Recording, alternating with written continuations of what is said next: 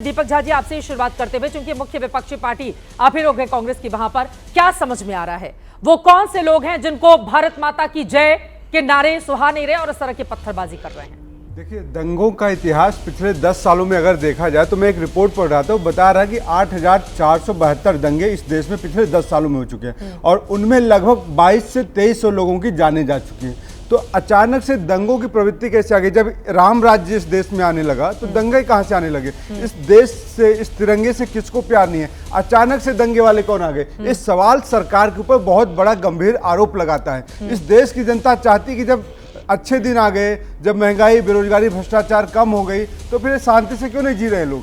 बात यह है कि सरकार एक धर्म विशेष को, एक धर्म वर्ग को बहलाया फुसला के, डरा के, धमका के उनको छीनना, डराना चाहती है। कौन दिया है धर्म का ज्ञान आपको? कहां से आ गया धर्म का एंगल? आपने कहा ना, ये आपकी डिबेट की लाइन नहीं थी। मैं तो बोल रही हूँ, दोनों पक्ष के लोग, पुलिस वालों का आरोप है कि दोनों पक्षों में से किसने शुरुआत की अभी जानकारी नहीं है, वो जांच कर रहे हैं। आप कह रहे हैं सरकार एक विशेष धर्म के लोगों को टारगेट कर रही है। जी, अभी तो मैं यहाँ पे आज की इस मुद्दे पे पहुंचा ही नहीं था। मैं पिछले 10 साल का इतिहास बता रहा हूँ। और नरेंद्र मोदी जी का और इनकी सरकार का इतिहास अगर 2002 से जाएंगे, गोधरा कांड से, तो भाजपा का दंगों से पुराना रिश्ता है। जैसे मोदी जी जहाँ जाते हैं ना, कहते माँ गंगा से मेरा पुराना रिश्ता है, जबलपुर से, बनारस से, हर जगह से अपने पुराने रिश्ते। तो दंगों से भी भाजपा का और भाजपा के नेताओं का पुराना रेणुकीर जी वो आरोप लगा रहे हैं कि दंगों से बहुत पुराना रिश्ता है। मुझे लग रहा है शुभ्राष्टा, पहले आपसे ले लेती हूं, दंगों से पुराना रिश्ता है, इस वजह से बीजेपी के शासन में दंगे हो रहे हैं या दंगे जैसे हालात बन जा रहे हैं? जी चित्रा जी, जब दीपक जी बोल रहे थे तो मैं थोड़ा सर्च कर रही थी कि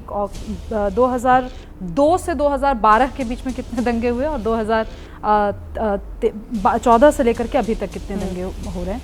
देखिए, मुझे लगता है कि एक तो बहुत दुखद है कि हम नंबर्स के साथ इस पे बात करें, पर अगर हम नंबर्स के साथ बात करेंगे भी तो फिर इनसे पूछा, फिर मैं अगर प्रश्न पूछूंगी कि कंधामल में राइट्स जो हुए थे 2007 में, वो उस समय कौन सी पार्टी सत्ता में थी, तो इस तरीके के प्रश्न मैं नहीं चाहती पूछना।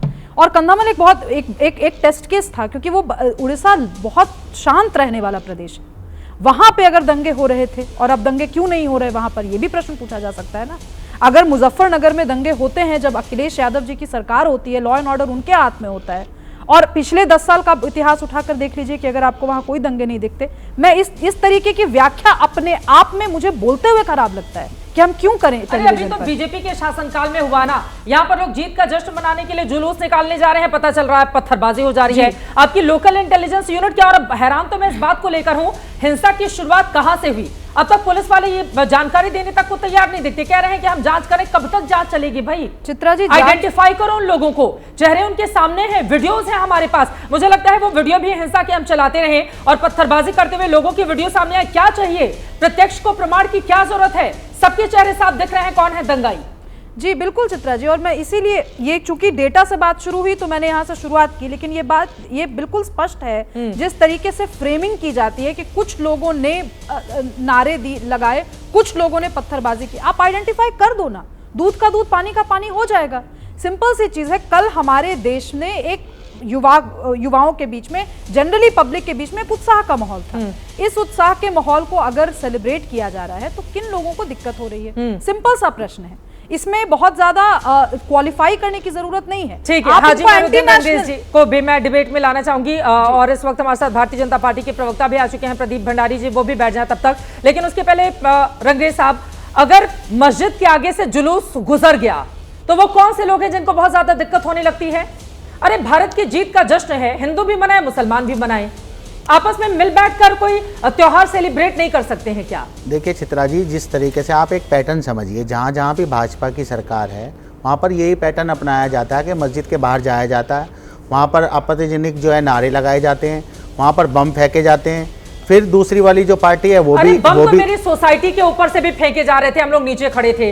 अब बम फेंके जाने का क्या मतलब है? देखिए, मैं जिस सोसाइटी में 24 मंजिल से किसी ने ऊपर से नीचे बम फेंका जब टीम इंडिया जीत गई थी, तो क्या ये कहा जाए कि साजिश के तहत वो दंगा फैलाने की कोशिश कर रहे हैं? देखिए, मस्जिद में उस समय तरावी हो रही थी, नमाज हो रही थी। उस दौरान जब नमाज पढ़ रहे थे नमाजी, और वहां पर जो रात के 9:30 पौने 10 बजे टीम इंडिया जीती थी, बिल्कुल उसी टाइम तरावी का भी वही वक्त होता है मैडम।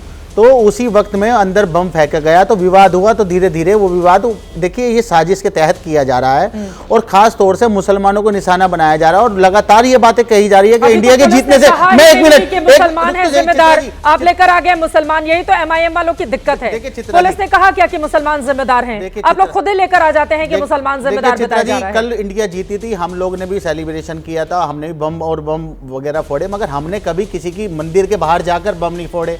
हमने मंदिर के बाहर जाके कभी जो है गलत बात अपने हिंदू भाइयों के बारे में नहीं कही। सुन तो लीजिए, पहले सुन तो, फोड़ना तो जश्न मनाने का एक तरीका हो गया ना।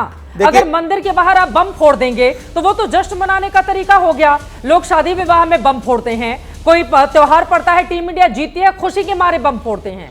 तो बम फोड़ने को लेकर इतना ऐतराज क्यों है रंगरेज साहब? देखिए ऐतराज बिल्कुल भी किसी को और नहीं कोई है। धार्मिक कार्यक्रम नहीं था वो। जब आप डीजे बजाकर आप उसमें मुसलमानों को मारने काटने की बात करेंगे, वहां पर मुसलमानों को उकसाने का में क्या डीजे बज रहा था? सुन तो लीजिए मैडम, अरे मैडम वहां पे नारे लग रहे थे, आपको पता नहीं मैडम, मैंने वहां पे बात, नारे क्या लग रहे थे? चित्रा जी मैंने वहां पे पता किया था, वहां पे बाकायदा बताया गया किस तरीके के वहां पे नारे लगाए गए, किस तरीके से मुसलमानों के खिलाफ बातें की गई, लगातार वहां पर बम फेंके गए, मस्जिद के अंदर सुतली वाले बम फेंके गए। तो यही मैं कह रहा हूं, ये पैटर्न समझिए 2014 के बाद से, जब से, एक मिनट मैम रुकिए, मैं आपके बीच में नहीं बोल रहा था, मैम रुकिए, अच्छा मैम रुकिए, बोलने की वजह से ही दंगा भड़क जाएगा। अरे मैडम रुकिए, 2014 के बाद से मस्जिद के बाहर जाके ही सेलिब्रेशन पूरा होता है क्या इनका?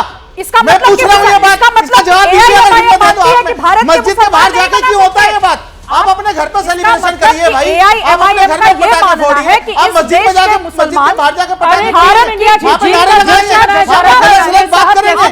मैं तो हैरान हो रही हूँ।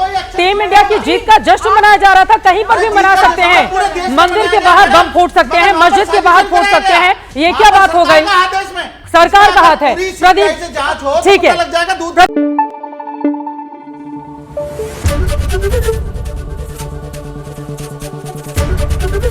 एबीपी न्यूज आपको रखे आगे।